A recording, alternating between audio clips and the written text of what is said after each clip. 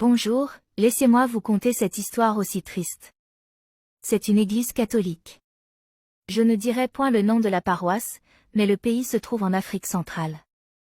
J'ai grandi dans une famille extrêmement catholique. La religion catholique s'est transmise de génération en génération dans notre famille.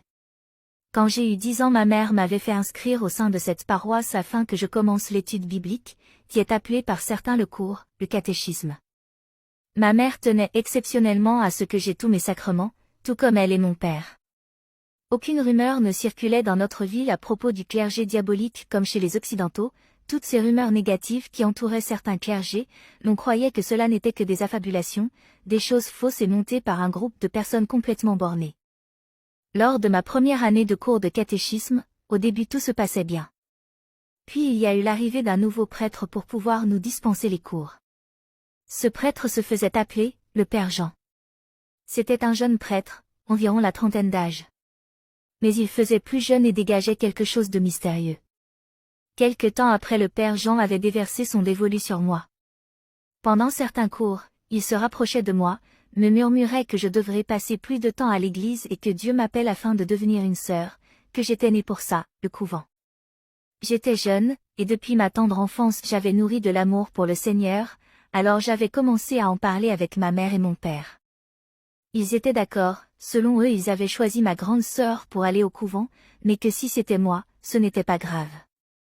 J'étais très enthousiaste, car comme tout enfant j'aimais l'aventure. Cela ne s'était pas fait aussi vite. Le temps passait et je continuais mes cours de catéchisme. Mais avec le temps, le Père Jean devenait de plus en plus prévenant envers moi.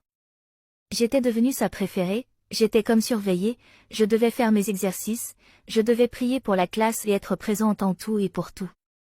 Puis après quelques mois par là, il avait commencé à franchir la ligne rouge.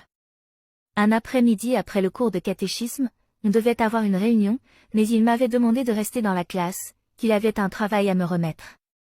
Alors j'étais restée. Il s'était levé de son bureau et était parti verrouiller la porte. Moi j'étais là, toute petite, toute innocente. Il s'était rapproché de moi, m'avait demandé de m'asseoir, c'était des tables-bancs, comme à l'école, j'avais exécuté sans bouder. Une fois assise, le Père Jean s'était assis juste à côté, et avait commencé à me caresser au niveau des cuisses. J'avais trouvé ça bizarre, mais je ne voulais pas le contrarier. Je me souviens que je tremblais, j'avais un peur, car je ne connaissais rien de tout ça, et même de la sexualité. Il me mettait en confiance, me disant que je suis un enfant de Dieu, et que Dieu aime les enfants sages comme moi. Qu'il ne me ferait pas de mal, et que c'est Dieu qui l'envoie faire tout ça. Je me contentais juste d'être calme et attentive, mais en même temps, j'étais si naïve, que je répondais Amen. J'avais une robe ce jour-là, il avait utilisé ses mains pour m'atteindre jusqu'à mon vagin. Il m'avait caressé le V, à jeun, puis il avait fait entrer ses doigts.